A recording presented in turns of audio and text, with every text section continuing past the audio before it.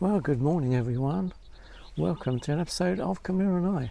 And today is a bit different. Well, we always say that, but this morning it is different. We're hiring a camper van for wildlife photography.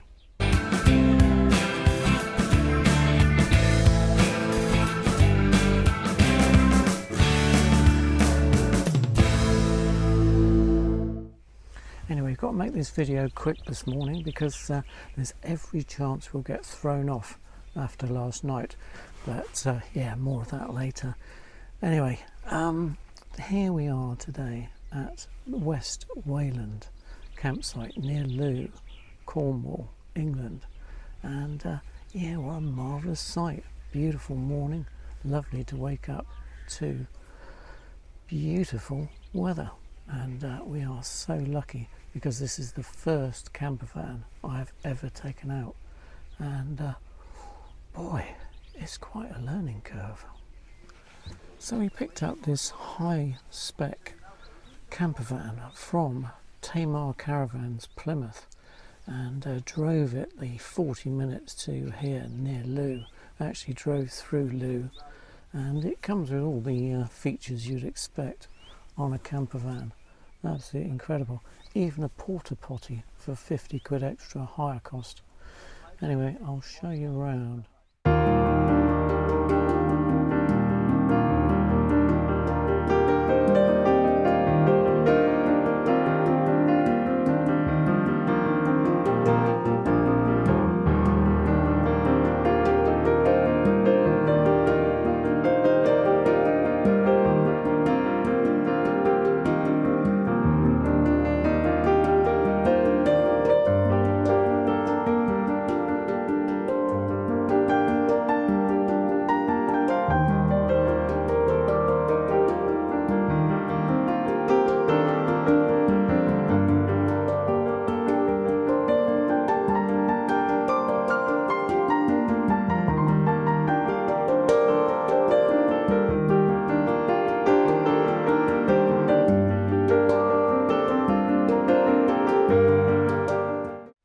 Ultimately, we're going to answer, hopefully, a number of questions like these before the end of the week. And the first one is going to be, what is a camper van like to drive?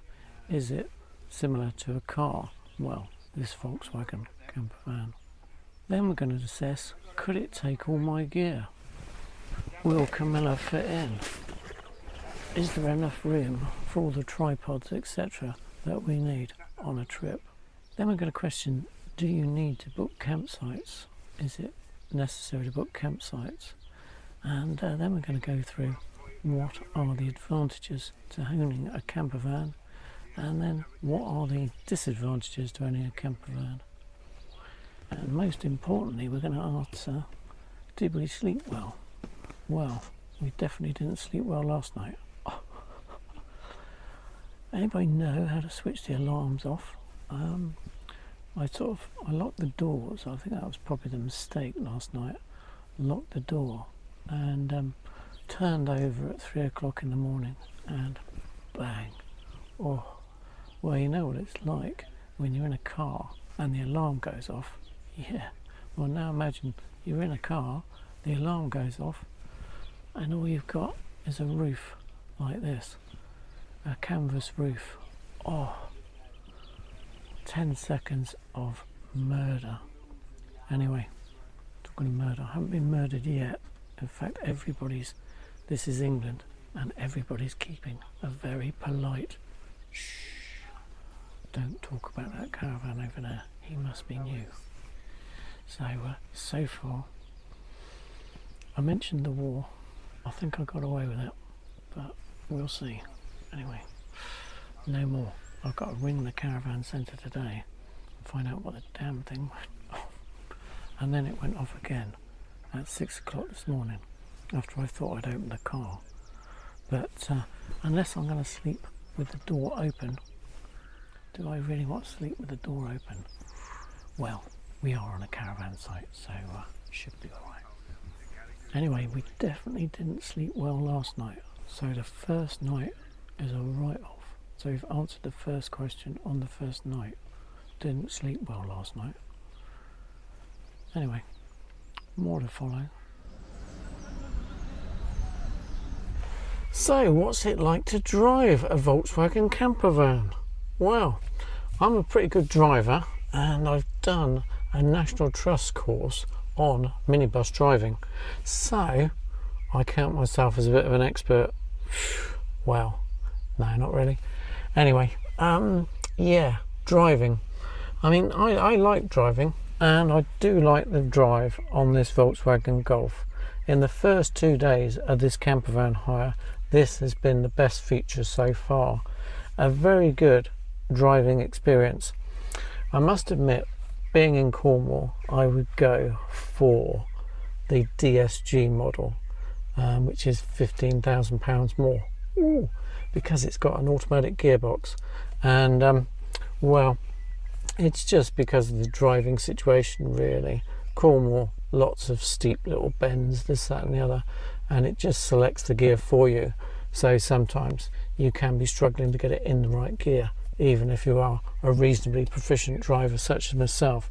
So that's one thing I would take out of my hands. I would definitely go for a automatic gearbox.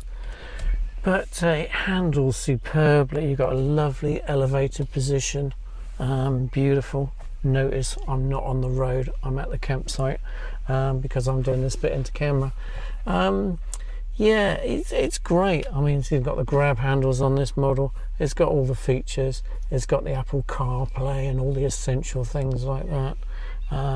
Got the lock, and oh yeah, looking at the lock, that was the mistake I made the other night. Rookie error. You're supposed to lock the vehicle using the internal lock here on this panel here on the right hand side, and unlock it here when you go to sleep at night. If you use the key fob like I did, the alarms go off at 3 o'clock in the morning and again at 6. So yeah, anyway, I know that one now. They don't think they told me that at Campervan Hire, but that's my excuse anyway. Surprised I didn't get thrown off that first campsite. Amazing. Right, anyway, yeah, driving superb. It's got cruise control. What else has it got? Yeah, nice radio. Phone plugs in if you've got an Apple, links to your Apple phone. Yeah, amazing. Very good car, very good drive. Standard light switch, yep. Grab handles well. Personally though, yep, I'd go for the DSG rather than the other one. Good visibility out the back as well, I'd mention. Yeah, good visibility all round. Good wing mirrors, beautiful. Yeah, all in all, a very good drive. So it gets 100, 10 out of 10 for driving. That fly better go. Yeah, 10 out of 10 for driving. Well, I brought the t-shirt. Have I brought the campervan? Yeah, so this week on Camilla and I've been trying out the campervan for wildlife photography. And yeah, it's been a mixed experience so far. Starting on the campsite before at, where was it? West Wayland campsite. And yeah, we had quite a steep learning curve, and that's why we went there first, because it was only 40 minutes back to the hire centre, so I could have quickly nipped back to the hire centre. And indeed, we nearly crashed and burned on the first outing, because yeah, the alarm went off at 3 o'clock in the morning and 6 o'clock in the morning, which anyway, rookie error. Apparently you don't lock the campervan using the keys when you're inside it. You lock it internally on the switch on the door. Well, didn't hear that actually. That was the one thing missing. I think it was very good. Hour and 40 minutes before I left with my campervan. Good introduction, but I missed that one. So steep learning curve on that one. And then the second night, been beautiful weather, but lovely temperature. But the nights, the temperature did drop a little bit, and I decided to put the heating on the second night. And again, disaster struck. The underslung tank let me down on this Tamar Caravan. Wasn't a big problem, able to get it sorted out with another phone call back to the Tamar Caravan Centre. Apparently it was air bubbles in the gas system, so there was a complicated little procedure I had to go through, turning on both Bunsen burners, both burner jets, and then sort of clearing the system, pressing a couple of buttons on the control unit. Hey presto, oh magic, we've got heating again. But apparently this can happen, so yeah, let me know in the comments below if you've had air bubbles in the system. Anyway, so we've got over the teething problems with the caravan, with the camper van, and yeah, it's been great. I must admit, subsequently it's been brilliant, but I did have a number of questions to answer, so let's see if I can answer them now. Yeah, so the first question sort of answered itself really. Did we sleep well? Well, definitely not on the first 2 nights. It was a bit of a steep learning curve, but I've already explained that. So no, we didn't sleep well on the first night, but subsequently the bed's a little bit hard. I'd certainly recommend a mattress topper of some sort, which this campervan firm do provide, and indeed I've benefited from it, but it is a very firm bed. So yeah, but otherwise, yeah, the blackout curtains work quite well, and we've been on relatively quiet, peaceful, adultish campsites. So yeah, no problem. Subsequently, we've slept pretty well. So not bad. So it's passed the sleep test. So I did a separate little piece on the driving, so I won't add to that. It's a great drive. Basically, it's a lovely campervan to drive. So yeah, superb. We're not a driving video, but as big vehicles go, brilliant. So could I take all my gear? Well, yes, no problem in a campervan this size. I am also looking at a Nissan NV200. Whether that's a bit too small, we'll see. But it's easy to drive and does more miles per gallon, even easier than this. So it's very comfortable, it's very well equipped, and yeah, it easily houses Camilla and all her stuff, which is quite a bit. We've even got a separate area for the tripods in the boot, and elements like that. Really is no problem accommodating all our junk. So I won't show you around all our junk, but yeah, rest assured it's all in there, 600mm and all. So do you need to book campsites? Well, if you're like Camilla and I, and you're not getting any younger, and you like a bit of comfort, yeah, you do need to book campsites. There's no two ways about it. You know, I haven't got the porta potty out at all, because I've been so near the toilet on every campsite I've been to. It's been brilliant, and the facilities like a shower on site and fixed facilities in addition to the camper van really may add to the experience. So yes, extremely good. Can you camp up by the side of the road? Well, yes, I think in an emergency situation you could camp up by the side of the road, but we haven't felt need to do that on this particular holiday. We're just getting used to the actual van and van life really. So yeah, brilliant. So what are the advantages of being in a van? Well, you do have some degree of flexibility. Oh, just a minute, that guy's knocking in his tent pegs over there. Don't know if you can hear him. I'll have to check the sound. Oh, that's the other thing. You do have other neighbours on a campsite. Yeah, so you certainly feel back to nature, and you certainly feel at one with your environment when you're essentially living under canvas, as we are on Camilla and I this week. And yeah, I mean, that is definitely an advantage, to get one with nature. Anything that gets you in the zone really helps. So yeah, we've been in the zone all week. Well, after the first couple of nights. Shh. Oh, I mentioned the war, but yeah, forget it. So, and we've been beautiful weather. I mean, it's absolutely superb. And what better than the English Riviera. We're here at the Lizard Tenerife campsite at the moment filming this, and it is glorious.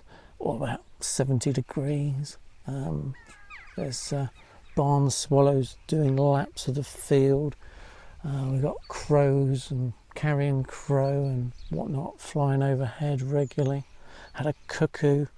What else we had? Highlights. Just a mile from the car, we got the coastline, we've got the coastal path, and it's been brilliant.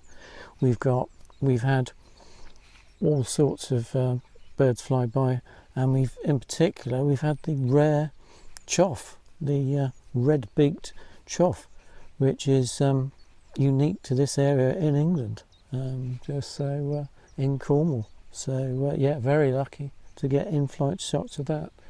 So it's lovely to be right on site and right in the thick of things. And indeed, it's lovely to have the flexibility just to be able to go out for the day to a particular area. I mean, yesterday we took the caravan out, we had to pack everything up, took the camper van out and parked in a car park, Pol Dieu car park, and we filmed sand martins.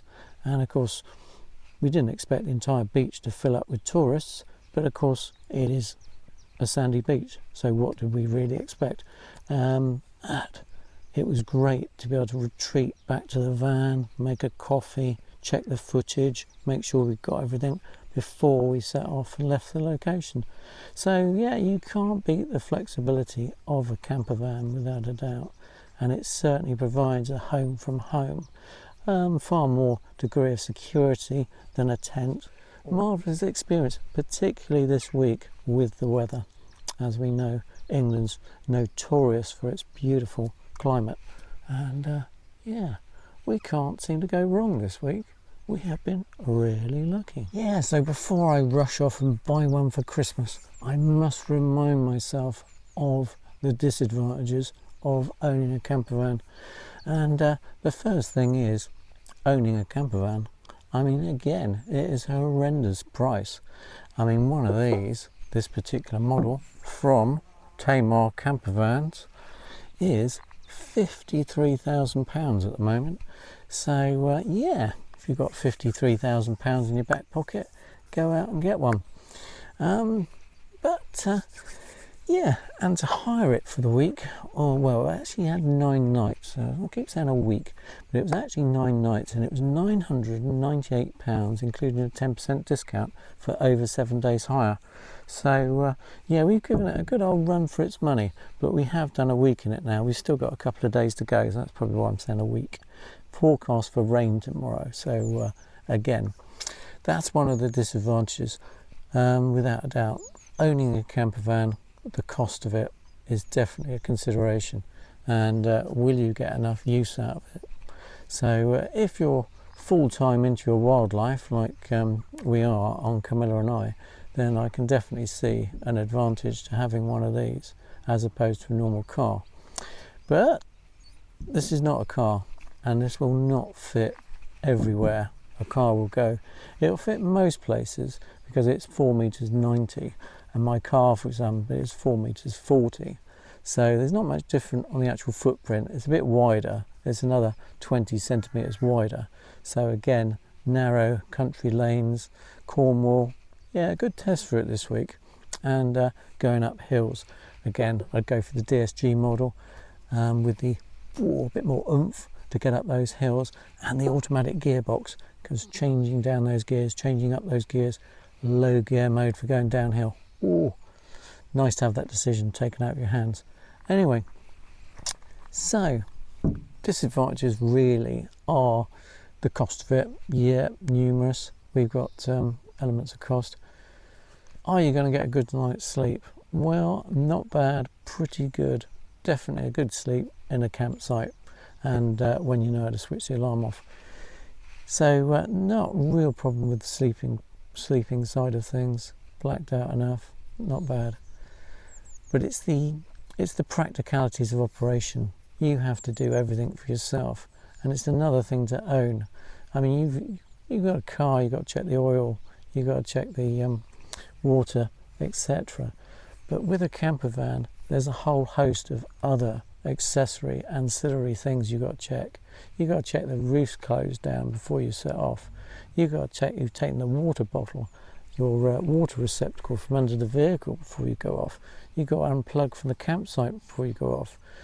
There's a number of things. It took me, as a rookie, half an hour or so to uncouple from the campsite to go out. And this is a limiting factor, because you do tend to book a place for the facilities and indeed for the area around the campsite that you can explore, so that you don't have to completely uncouple the car every 5 minutes. But this is an issue. You couldn't possibly take this camp van out just at the drop of a hat. You can't just drive off like a car. If you had a caravan here, you get all your gear in the car ready to go the next morning and go.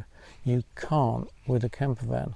So a caravan is somewhat more flexible in some respects than a camper van. Yeah, so the last question really to answer it is, am I going to buy a camper van? Well, I'm very tempted, I must admit.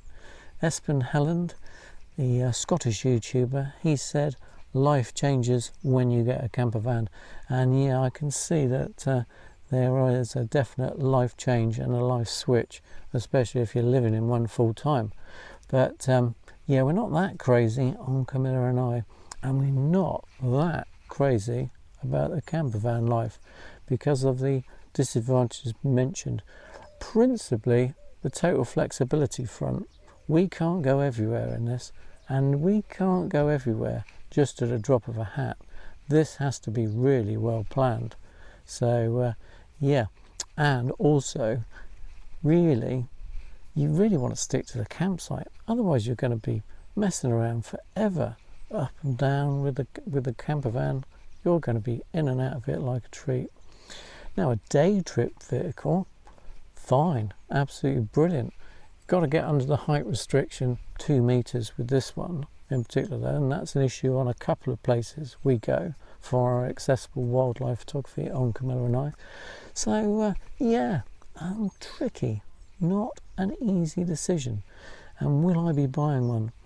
Well, I don't know, I've learnt a few things taking this one out, and that's why you do it. You don't just rush out and spend 50 grand on a camper van. I've learnt a few things, like if I did get a camper van, I wouldn't bother with the internal water storage system. Although it holds 40 litres, you have to fill that up before you start your campsite visit. So the first thing you have to do is fill the water tank. Otherwise, it's journeys to the water stack and back to fill in the tank. Then the gas heating. Again, I was sold on this model, particularly with the underslung gas heating system. Well, it failed. So the two elements, I think you'd be better off with a sort of 15 litre portable tank that you refill from the local standpoint and top up when you need it. And also the gas bottle. You're probably better off with a gas bottle, even though it takes up room in the van. It's probably more sensible to have a gas bottle. So you live and learn by trying these things out. So yeah, Tamar, by hiring me this van, have lost out. Although I do know they've got a model in which has got a gas bottle and a separate water tank. So an older one that didn't have this new system on it. So anyway, are we sold on getting one? Are we getting one for Christmas? Well, I say I got the t-shirt, but I've done the thing. I'm saying probably not at this point. We're not getting one for Christmas. I'm very tempted by a base camp 3 caravan where you would drive it to somewhere like this and then park up. Beautiful, got all the accommodation, shower, separate toilet, etc., all independent of the vehicle, and then you just take the vehicle off. I'm more tempted to go down that route, and I can see elements in that are really, really useful to our wildlife photography. Then you can get to a more remote area, towing the caravan, obviously more difficult, but then of course you have the storage of the caravan and etc, etc, where you put that when you're not using it. And then of course you do have to really plan your vacation. You can't just go at a drop of the hat like you can in this tin can. So yeah, pros and cons, just like life in general. Well, you know, will I just take the plunge and go for a camper van? Maybe. I might go for a cheaper one to start with, or I might try the Swift base camp. But either way, it's all an additional piece of equipment. I mean, my goodness, it's hard enough mastering the equipment of the camera and Camilla without going to the lengths of owning a camper van. So yeah, will I own one? Well, fingers crossed, because it's great fun. I've had a great week. Once I got over the initial hurdles, we have had a great time. And yeah, I would sort of recommend having a camper van, but I wouldn't make it an absolute priority at the moment for Camilla and I. Anyway, let us know in the comments below, please, what you do and whether you've got a camper van, and what your views are on owning a camper van, particularly for photography in general. I can see it for landscape photography, but whether it's a big advantage for wildlife photography, don't know. Let us know in the comments below. Anyway, thanks for watching. Quite a long video on Camilla and I on camper vans, camper van hire, and yeah, will Camilla and I be getting a camper van? I'd say at some point I think we definitely will own a camper van, but whether we should own a caravan or a camper van first, let us know in the comments below. What do you think we should do on Camilla and I? Because I must admit the jury is still out on Camilla and I, and yeah, I got the t-shirt, but I don't know if I'm getting one for Christmas. Have a good one. Bye from Camilla and I.